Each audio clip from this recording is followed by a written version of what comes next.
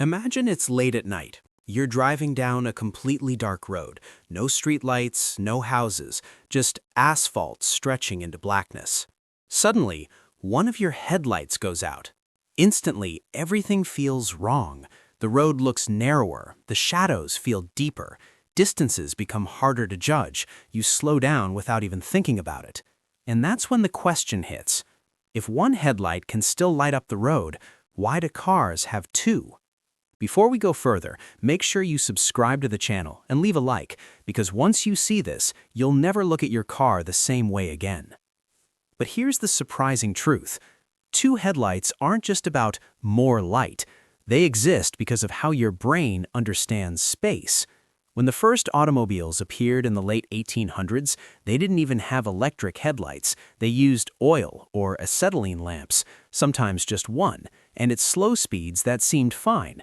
But as cars became faster, a single light wasn't enough, not just because it was dim, but because it flattened everything. Here's what most people don't realize. Your brain calculates depth by comparing slightly different points of view. It's the same reason you have two eyes instead of one. Each eye sees the world from a slightly different angle. Your brain blends those perspectives together to create depth.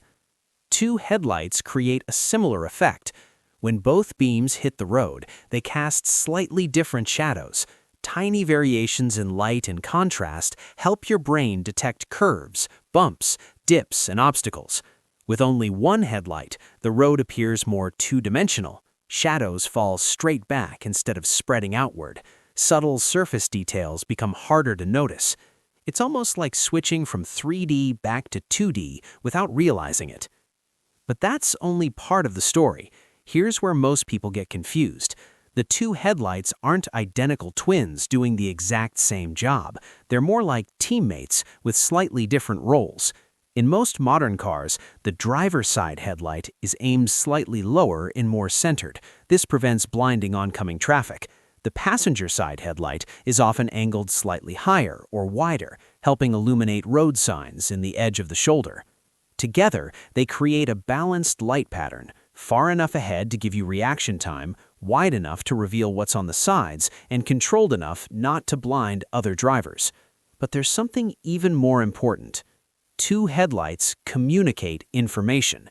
When you see two lights approaching in the distance, your brain instantly recognizes that's a car. The spacing between those lights tells you how wide it is. It helps you judge distance and speed. If there were only one light, it could look like a motorcycle, or something much farther away than it really is, or even closer. That small misunderstanding could change how you react, and in traffic, reaction time is everything. So two headlights aren't just for the driver, they're for everyone else on the road. And this is where things get even more interesting. For decades, headlight design wasn't just about engineering, it was about regulation. In the United States, for example, sealed beam headlights were mandatory for years. They had to be round, they had to follow strict size rules. Innovation was limited. It wasn't until the 1980s that regulations loosened up, allowing manufacturers to experiment with shapes, brightness levels, and eventually new technologies like halogen, HID, and LED systems. That's when headlights stopped being simple bulbs and started becoming smart systems. Today, some vehicles use adaptive lighting that turns with the steering wheel. Others automatically adjust brightness depending on oncoming traffic. Some even use matrix LED systems that selectively dim parts of the beam to avoid blinding other drivers while keeping the rest of the road brightly lit. And yet, no matter how advanced they become, the basic layout remains the same. Two lights, separated, balanced. Because here's the deeper truth. Driving isn't just about seeing, it's about being seen. Two headlights create symmetry. Symmetry creates recognition. Recognition creates safety. If a car had only one headlight, even if it were extremely bright, the entire visual language of the road would feel different, less predictable, less intuitive, slightly more chaotic. And driving depends on predictability more than we realize. So the next time you see a car approaching in the dark, pay attention to those two small points of light. They're not there by accident. They're the result of physics, psychology, engineering, and decades of trial and error, all working together to make night driving feel natural. Because sometimes the simplest things hide the most misunderstood truths. Now here's where it gets even more interesting. If two headlights are so important for depth, balance, and recognition, why don't we use 3 or 4? Wouldn't that be even safer? It sounds logical. More light should mean more visibility. More visibility should mean more safety. But this is where intuition starts to fail. Your brain doesn't just need light, it needs clarity. When two headlights are placed at a specific distance apart, they create a predictable visual pattern. That spacing becomes a kind of language on the road. Every driver learns it subconsciously. 2 points of light, evenly spaced, mean one thing: a car. Add a third light and that symmetry breaks. The brain takes slightly longer to interpret what it's seeing. Even milliseconds matter when vehicles are moving at high speeds.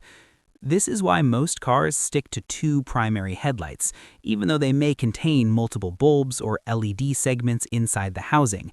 From the outside, the message remains clean and simple. But here's what surprises most people. The real limitation isn't the number of lights, it's glare. When a headlight shines forward, it doesn't just illuminate the road, it also scatters in tiny particles in the air. Dust, moisture, fog. The brighter and more concentrated the beam, the more glare it can create for oncoming drivers. That's why headlights are carefully angled, carefully shaped, carefully regulated. Too low and you can't see far enough ahead. Too high and you blind everyone coming toward you. It's a constant balance between visibility and courtesy. And this balance becomes even more critical when we talk about high beams. High beams don't just shine brighter, they change the angle and intensity of the light pattern. They're designed for empty roads where no one else is around. The moment another car appears, that extra brightness becomes a hazard. This is also why modern vehicles are moving toward adaptive systems. Some cars now use cameras to detect oncoming vehicles and automatically adjust the beam pattern. Instead of switching completely between low and high beams, they selectively dim certain sections of the light while keeping others bright. So from your perspective, the road stays illuminated, but from the other driver's perspective, they're not blinded. It feels almost invisible, seamless, and yet underneath that simplicity is extremely complex engineering. But here's something even deeper. Headlights aren't just about helping you see forward. They shape how confident you feel while driving. Think about that moment when one headlight burns out. Even if the remaining one technically provides enough light, something feels off. You grip the wheel tighter. You hesitate more at curbs. You become slightly more cautious. Because symmetry equals stability in the human brain. 2 balanced points of light signal control. 1 uneven point signals uncertainty. Car design has always understood this psychological layer, even if we rarely talk about it. And that's why even as cars become electric, autonomous, and filled with sensors, they still keep 2 visible headlights at the front. Radar systems could technically replace them for navigation, cameras could map the road, infrared systems could detect obstacles beyond human sight. But as long as humans share the road, visual communication matters. We rely on patterns. 2 headlights tell us direction, spacing tells us width, brightness tells us distance, movement tells us speed. It's a silent conversation happening every second on every road at night. So the next time you drive after sunset, notice how natural it feels when you see 2 beams stretching ahead of you. Notice how quickly you recognize an approaching car just by those 2 small lights in the distance. That's not random. That's decades of engineering designed to match the way your brain already works. 2 headlights aren't just tradition. They're psychology. They're communication. They're safety disguised as something ordinary.